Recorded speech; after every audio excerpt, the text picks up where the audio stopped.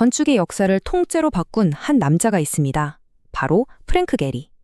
그는요, 딱딱하고 차가운 강철이랑 유리를 가지고 마치 살아있는 생명체처럼 막 꿈틀거리는 무언가를 만들어냈어요. 말 그대로 건물에게 춤을 가르친 사람이죠. 자, 화면에 보이는 이 건물 좀 보세요. 스페인 빌바오에 있는 구겐하임 미술관인데요. 이 건물 하나가 거의 죽어가던 도시의 운명을 완전히 바꿔놨거든요. 근데 더 놀라운 건 이 엄청난 건물이 사실은 물고기 한 마리에서 시작됐다는 거예요. 상상이 되세요? 지금부터 그 기가 막힌 여정을 한번 같이 따라가 보시죠. 자, 첫 번째 파트입니다. 불가능한 건축물. 구겐하임 미술관을 실제로 보면요, 진짜 거대한 금속 물고기가 강가에서 막 꿈틀대는 것 같은 그런 착각에 빠져요. 무려 33,000개가 넘는 티타늄 조각들이 햇빛을 받을 때마다 계속 색깔이 바뀌면서 반짝이는데, 이걸 보고 있으면 이게 정말 멈춰있는 건물이 맞나 싶은 생각이 들 정도죠. 이건 그냥 건물이 아니에요. 살아 숨쉬는 거대한 예술 작품 그 자체라고요. 아니, 그럼 대체 누가 어떻게 이런 상상을 현실로 만들어낸 걸까요? 두 번째 파트, 예술가의 정신을 한번 들여다보겠습니다. 보통 프랭크 게리를 캐치주의 건축가다 이렇게 많이들 부르는데요. 사실 그건 반만 맞는 말이에요. 이 슬라이드를 보면 그 차이가 확실히 보이죠. 복잡한 철학 이론에서 시작하는 다른 해체주의 건축가들이랑 다르게 게리의 영감은 철저하게 예술가적인 직관 그리고 재료 그 자체에서 나와요. 그러니까 머리로 계산하는 게 아니라 손이랑 마음으로 먼저 느끼는 거죠. 그의 영감은 두꺼운 철학책이 아니라 미술관에 있었어요. 특히 피카소 같은 입체주의 화가들한테서 영향을 많이 받았죠.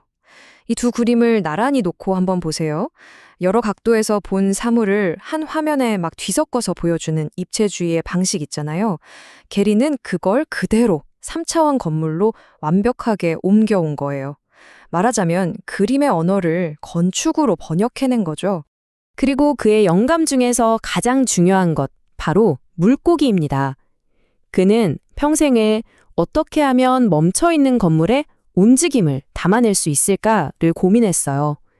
그리고 그 해답을 바로 물고기에 저 유려하고 역동적인 몸짓, 그 생명력 넘치는 곡선에서 찾아낸 겁니다. 자, 그럼 세 번째 파트, 스케치에서 강철로 이제 가장 중요한 질문이 나옵니다. 예술가 머릿속에만 있는 이 꿈틀거리는 형태, 이 상상, 이걸 대체 어떻게 땅 위에 실제 건물로 지을 수 있었을까요? 모든 건 바로 이 스케치 한 장에서 시작돼요. 언뜻 보면 어린아이 낙서처럼 자유분방하고 솔직히 좀 어지러워 보이기까지 하잖아요. 이 종이를 처음 받아든 엔지니어들 표정이 어땠을지 상상이 가세요? 이건 뭐 그야말로 공학 기술자들에겐 악몽 같은 그림이었을 거예요.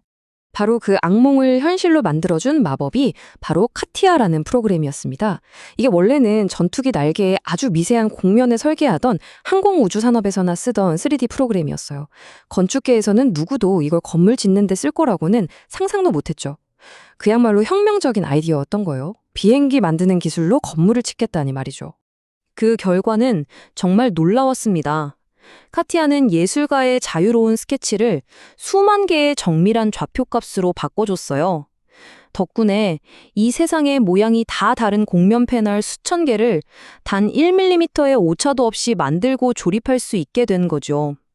예술가의 직관과 최첨단 기술이 완벽하게 만난 순간이었습니다. 이런 기술적인 혁신은 그냥 건물 하나 짓는 데서 끝나지 않았습니다. 네 번째 이야기, 게리 효과. 그의 건축이 세상을 어떻게 바꿨는지에 대한 이야기입니다. 이 숫자가 모든 걸 말해주죠. 구겐하임 미술관이 문을 연 첫 해에 망해가던 공업도시 빌바오에 무려 100만 명이 넘는 관광객이 몰려들었어요. 와, 건물 하나가 도시 전체를 먹여 살린 거죠. 사람들은 이 기적 같은 현상을 빌바오 효과라고 부르기 시작했습니다. 게리의 마법은 전 세계로 퍼져나갑니다.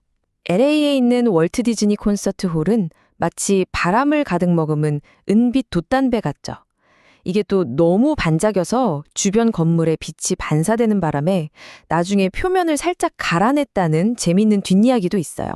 프라하에 가면요, 건물이 진짜로 춤을 춥니다. 전설적인 댄서 커플을 몬떠 만든 댄싱하우스는 고풍스러운 도시 한가운데서 아주 유쾌하고 리드미컬한 에너지를 뿜어내고 있죠. 파리로 가볼까요?